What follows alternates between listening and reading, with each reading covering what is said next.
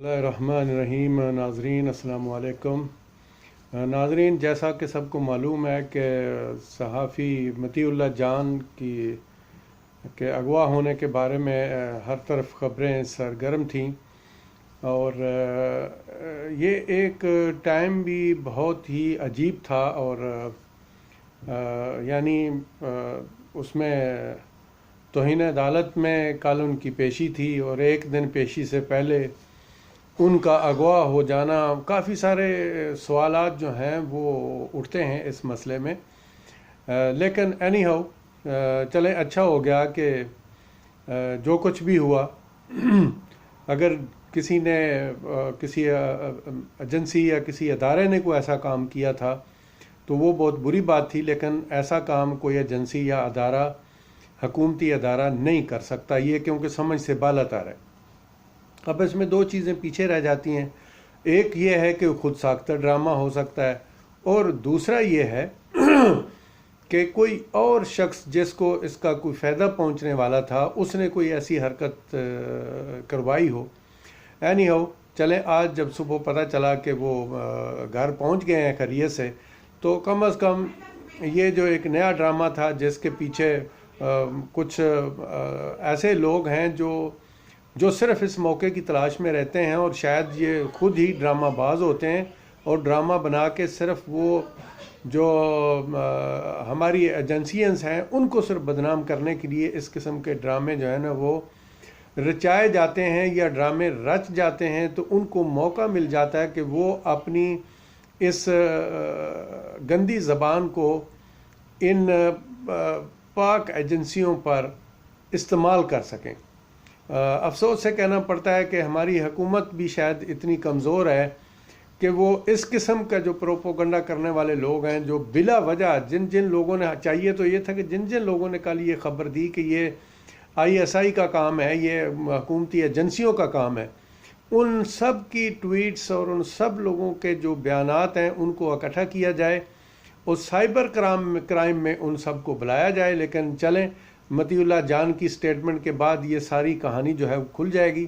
हम हुकूमत से रिक्वेस्ट करते हैं कि इस ड्रामे को ज़रूर नंगा किया जाए, क्योंकि ये हर रोज़ कोई नया ड्रामा, कभी पहले हामिद मीर का होता था, अब ये मतीउल्लाह जान जो हैं इनको इस ड्रामे का हिस्सा बनाया जा रहा है, तो इसका बंदोबस्त होना जो है ना वो बहुत ज़रूरी है।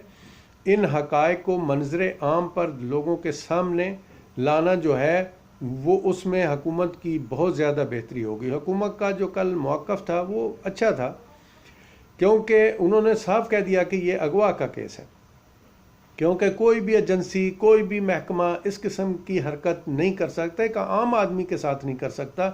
तो वो जो एक सहाफ़ी, यानी कोई इतना नामवर सहाफ़ी भी नहीं था, हमारी तरह का एक सहाफ़ी है, वो कोई इतना नामवर भी नहीं है, लेकिन बस उसने जो एक स्टेटमेंट दी सुप्रीम कोर्ट के ख़िलाफ़, जो उसको किसी सूरत नहीं देनी चाहिए थी। सहाफ़त का जो चैप्टर है वो उसको इस चीज़ की परमिशन नहीं देता कि वो जजेस पर इस किस्म के जो अल्फाज हैं वो इस्तेमाल करे। चलें, मौलवी इफ्तिखारुद्दीन ने तो जो कर लिए, वो तो एक मौलवी थे, लेकिन एक सहाफ़ी जो होता है ना वो मौलवियों से मुख्तलिफ होता है, उसको पता है कि वो किस सीगे में उसने बात करनी है।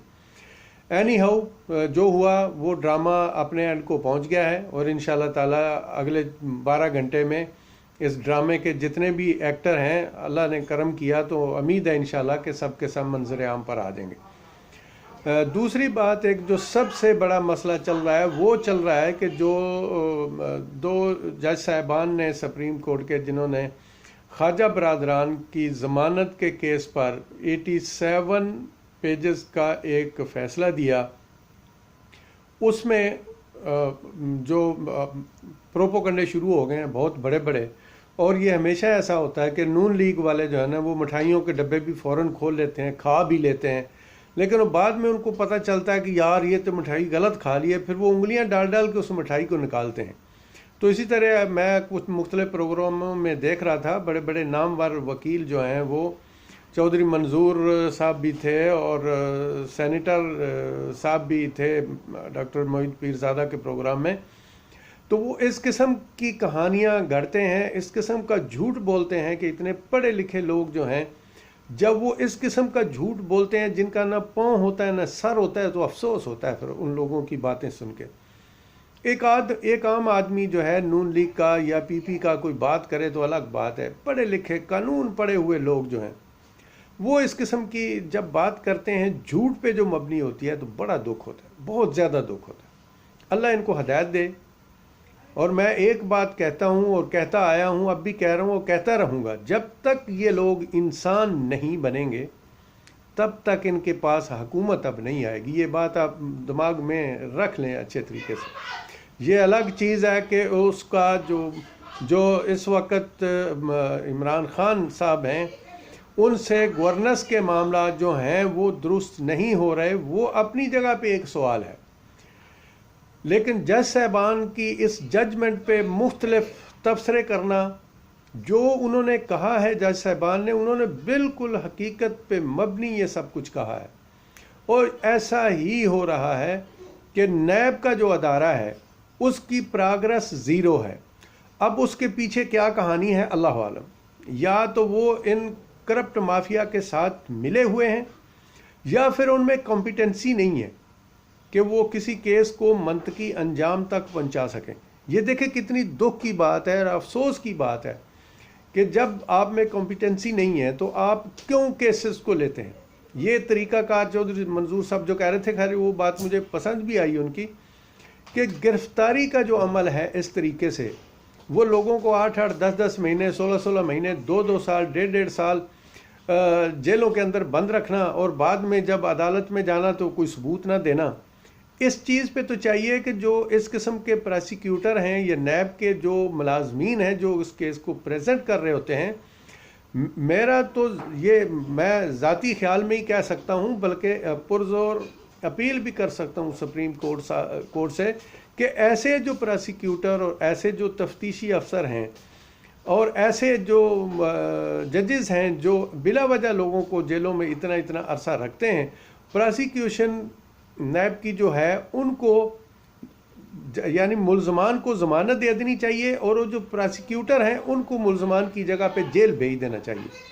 ये बहुत ज़रूरी है ताकि उनको पता चले और जितने महीने वो रहें उतने महीने उनको जेल में डाला जाए और उनको समझ आए कि जेल में जाने का मकसद क्या होता है। आप लोगों की पगड़ियाँ उछालते हैं। इस वक्त सुप्रीम कोर्ट के 2 जज साहिबान ने जो ये फैसला लिखा है ना, अगर इंसान इस पर थोड़ा सा गौर करे जमातों से हटकर एक मुखलस पाकिस्तानी बन के, तो उन्होंने एक बहुत बड़े दुख का इजहार किया है। यानी जज साहिबान ने अपने दुख का इजहार किया है कि ये क्या हो रहा है पाकिस्तान के अंदर, क्योंकि ये टोटली गलत है। कौम का पैसा खा रहे हैं तनख्वाहों के मद में। और मेरे पास ऐसे भी सबूत है, मैंने कुछ ज़ाती कंप्लेनें की हुई हैं कुछ पटवारियों के ख़िलाफ़, ये उनसे पैसे लेके केस बंद कर चुके हैं। ये सब चल रहा है, ये करप्शन कर रही, नैब खुद करप्शन कर रही है। ये मेरे पास मेरा एक केस है, वो सबूत है मेरे पास। अगर कोई भी अदालत मुझसे मांगे मैं सबूत देने के लिए तैयार हूँ। ये नैब जो है इसकी कारकर्दगी एक बहुत बड़ा सवालिया निशान है। ये झूठे हैं, इनकॉम्पिटेंस हैं, इनके पास कोई कॉम्पिटेंसी नहीं है, ये बिल्कुल इनको किसी चीज़ का कोई इल्म नहीं है। लाखों रुपए मंथली तनख्वाह ले रहे हैं, मुल्क का अवाम का पैसा लूट के खा रहे हैं। इनसे बेहतर है कि इन केसेस को, ऐसा नहीं कहा जा सकता कि ये पैरागॉन हाउस में हाउसिंग स्कीम में जो है वो करप्शन नहीं हुई है करप्शन। और इस करप्शन को जो 2 जज साहबान हैं उन्होंने 87 पेजेस का जो एक फ़ैसला लिखा है उसके अंदर उन्होंने इस चीज़ को नहीं किया कि इनको बरी कर दिया जाए या इनको छोड़ दिया जाए या केस झूठा है। उन्होंने जो लिखा है वो अपने दुख का इजहार किया है कि इतने इतने महीने इन लोगों को रख के आप लोग अगर मुझे को प्रूफ नहीं हमें दे सकते तो इनको क्यों जेलों में रखा गया। करप्शन हुई है, उसमें कोई शक वाली बात नहीं है, वो सबको समझ आती है कि हुई है। लेकिन इसका फैसला तो अभी नीचे वाली अदालत करेगी, लेकिन वो अदालत भी क्या खाक करेगी। उस अदालत के पास भी कुछ नहीं होता क्योंकि उनके प्रोसिक्यूटर इस किस्म के होते हैं। मैं तो ये रिक्वेस्ट करता हूँ सुप्रीम कोर्ट से और हुकूमत से कि ये जो प्रोसिक्यूटर हैं नैब के, इनको जेलों में डाला जाए। ख्वाजा बरादरान जो 16-16 महीने जेल के अंदर रहे हैं, जो प्रोसिक्यूटर इनको डील कर रहे थे, इनके केस को डील कर रहे थे, 16-16 महीने उनको जेल में रखा जाए। फिर जाके कहीं समझ आएगी कि ये सब कुछ क्या हो रहा है। शिबली फराज साहब ने बड़ी अच्छी बात की थी कि देखें ना, नारे मत मारो कि आप लोग वली बन गए हो, या जो अभी जो टीवी पे लोग आते हैं सारे वो कुतुब बन के आते हैं, और वो जो वहाँ झूठा, इंतहाई झूठा इंसान पूरी दुनिया में इस किस्म का किसी ऐसी हुकूमत की पोस्ट पे रहने वाला पूरी दुनिया में आप नहीं ढूंढ सकते इतना बड़ा झूठा इंसान जितना बड़ा वो नवाज शरीफ झूठा है। वो पूरे पाकिस्तान को तेल लगा के जैली बीमारी का बहाना करके यहाँ से निकल गया, और उसकी जैली बीमारी की रिपोर्टें लाहौर इस्लामाबाद हाई कोर्ट में दी गई ज़मानत के लिए, और वहाँ से इतने अच्छे जज साहबान हैं, अतर मनाल्ला साहब, वो भी उनके धोखे में आ गए और उन्होंने भी हुकूमत से गारंटियाँ मांग ली। ये अलग बात है कि लाहौर हाई कोर्ट जो है उसने ज़्यादती की।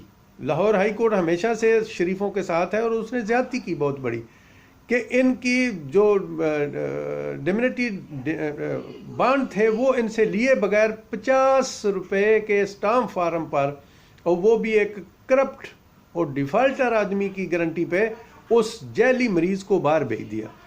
और सदके जाऊँ मैं ऐसे उनके फॉलोअर से और उनके कौमी असम्बली के मेंबरान और MPs वगैरह से जो उसको अभी तक लीडर मानते हैं, मैं कहता हूं कि ऐसे गंदे ज़हनों के लोगों को, ऐसे झूठे लोगों को असम्बली के फ्लोर में जाना ही नहीं चाहिए, इनका दाखिला मना कर देना चाहिए।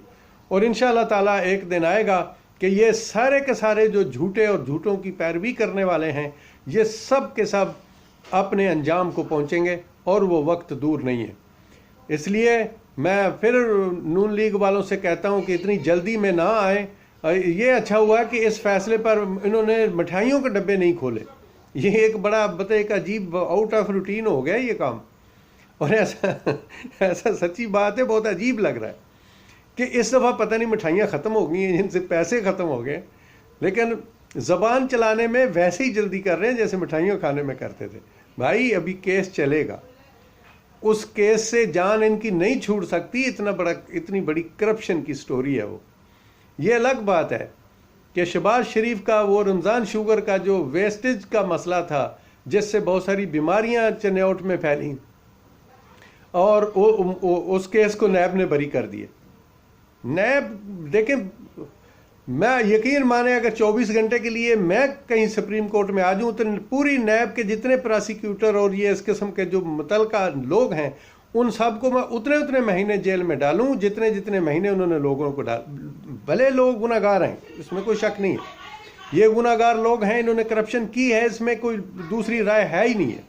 लेकिन या तो ये इनको जानबूझ के बचाना चाह रहे हैं, या फिर ये इनकॉम्पिटेंट हैं, इनके पास अहलियत ही नहीं है। और ये क्यों लाखों के हिसाब से मंथली तनख्वाहें ले रहे हैं जब इनके पास अहलियत ही नहीं है? तो बंद कर दिया जाए नैब, आम जो कोर्ट हैं उनको ये केसेस दिए जाएं, ये सबसे बेहतर होगा। अल्लाह इस मुल्क का हामी और नासर हो, और हमारे वज़ीर आज़म साहब को अल्लाह की ज़ात तौफीक दे और हिम्मत दे कि कुछ फ़ैसले ऐसे हैं जो अभी लेने पड़ेंगे, अगर नहीं लेंगे तो उसका खमियाजा खान साहब आपको भी भुगतना पड़ेगा। बाकी आपके जो गिरदोनवा में बैठे हैं उनको कुछ नहीं होगा, क्योंकि पार्टी सिर्फ इमरान खान की है। ये दूसरे जो चोर चक्के आपने इकट्ठे किए थे अपने साथ, उनको क्या, वो तो पहले ही जो हैं वो इसी किस्म के जानवर हैं, इधर से उधर फुदकियाँ मार के चले जाते हैं। तो इसलिए उनका तो कुछ नहीं बिगड़ेगा, दूसरों का उन्होंने सत्यानाश किया। दूसरे तो ये थे खुद भी खाते थे, उनको भी खिलाते थे, सारे चुप थे।